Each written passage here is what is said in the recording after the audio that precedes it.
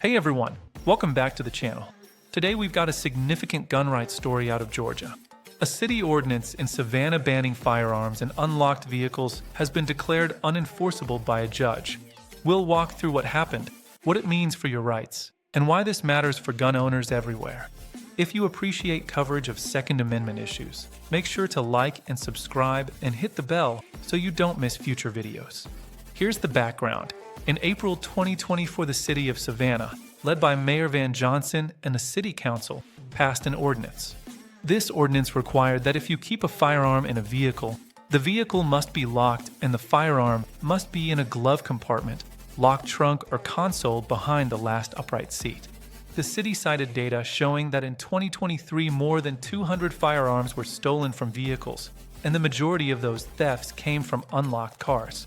The penalties under the ordinance included up to a $1,000 fine and up to 30 days in jail. Fast forward to November 2025. A judge in Chatham County Recorder's Court, Judge Brian Joseph Huffman Jr., tossed out the citation of a man. The judge ruled that the ordinance is void and unenforceable after the man had been cited under the ordinance. The court found the ordinance conflicted with Georgia state law, which prohibits local governments from regulating the possession, ownership, transport, or carrying of firearms. The court also held that the ordinance burdens conduct covered by the plain text of the Second Amendment. So why is this ruling important, especially from a conservative/right standpoint? First, it reinforces that states have preemptive authority over firearms laws, and local governments cannot just add extra restrictions that conflict with state law. Second, it affirms that even well-intended safety laws can run afoul of constitutional rights.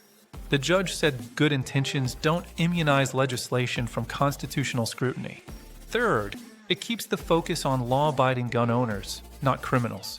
The Georgia Attorney General, Chris Carr, celebrated the ruling as a major victory for law-abiding gun owners, who shouldn't be punished for the actions of criminals and thieves.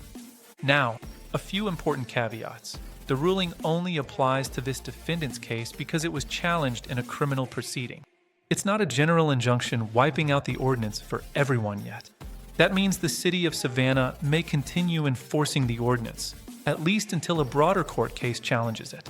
The law professor quoted in the AP story warns the city could keep enforcing it until someone raises the issue again.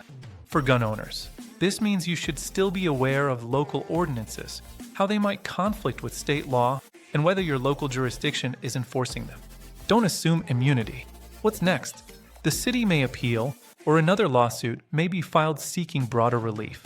Gun rights groups and state officials will likely keep an eye on how this plays out because it has implications for local versus state control of firearms regulations. To wrap up, this ruling is a win for gun rights defenders. A reminder that constitutional rights can't be quietly trimmed by well-meaning local laws. If you're a law-abiding firearm owner driving through or operating in jurisdictions like Savannah, it's a signal. Stay alert. Know your rights. Know the law in your locality. And don't assume that just because a law exists, it can be enforced without challenge. If you found this video helpful, hit the like button, subscribe for more pro-Second Amendment coverage, and leave a comment. Do you think local governments should have the authority to regulate gun storage in vehicles? Or should that be strictly a state matter? Let me know down below. Thanks for watching. I'll see you in the next one.